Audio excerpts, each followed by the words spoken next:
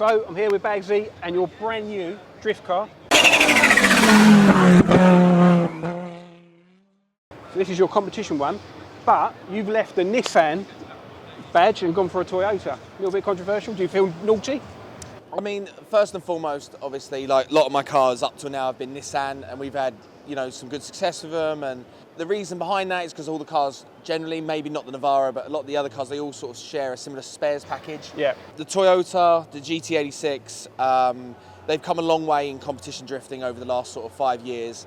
There's new suspension kits for them. There's all sorts of trick bits for drifting. ST Suspension, our suspension partner, they also sell an awful lot of GT86 suspension, so it's great for them from a marketing perspective. And I just wanted to switch it up a little bit, have a more modern, more competitive competition car. We've also gone for a 2JZ engine over all of our other competition cars are V8s, so we really have sort of switched it up on this. But we've kept some of the stuff that we know that works, like the Quaife gearbox, which is a 69G full sequential 6-speed gearbox. We've got a Winters quick change rear differential on the back and really big axles to kind of deal with all the stress that drifting puts on these cars. So we haven't dynoed it yet, but we're expecting around 850, 900 horsepower to the wheels. We can go up a turbo size if we need to. The engine was built by DY Engine Services, David Yandel, who is very, very well known in the UK for building fantastic 2JZ engines. And the beauty of working with them was that they're also based in the UK. Our gearbox comes from Quaife, which is in Kent in the UK. So our gearbox and our engine supplier is sort of both within 3 hours from home. So when you're running a competition car, it's really important to be able to keep them reliable so I can still make it to the track. And working with people based in the UK makes sense for us. And you haven't actually driven the car yet, but you've got one drift day planned, or a test day. Yeah, planned so for next we month. unveiled the car at Essen Motor Show early December last year. Since then, the car's been back with us. We've done a few little jobs on it, and then we've brought it straight here to the Autosport Show. And then after that, we are going to do a private test day, and then potentially a test day inviting guests and media along, so we can do some passenger rides and give people a little bit of an experience of what the car's about. Brilliant. Can we just talk about some of the modifications? I know you've talked about the engine, but underneath the awesome wrap, what's that? Is that, I can see bits of Kevlar? Yeah, so the full body is carbon Kevlar. It's built by a company in Lithuania called HGK. They build all sorts of body kits for all different sorts of racing and drift cars and bits and pieces. So yeah, it's a full carbon Kevlar kit.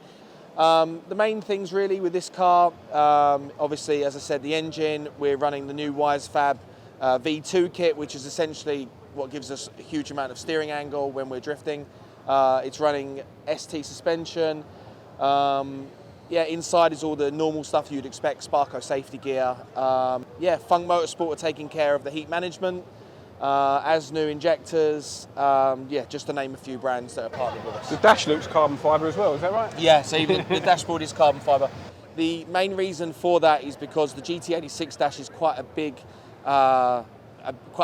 dashboard, and that carbon one, we sourced it from a company in Ireland, and they're not overly expensive, and it just really neatens up the look of the car and doesn't reflect sun, so that in competitions we don't get glare off of it and all that sort of stuff. So yeah, I mean, in a nutshell, it's probably took us on and off about 2 years to build the car.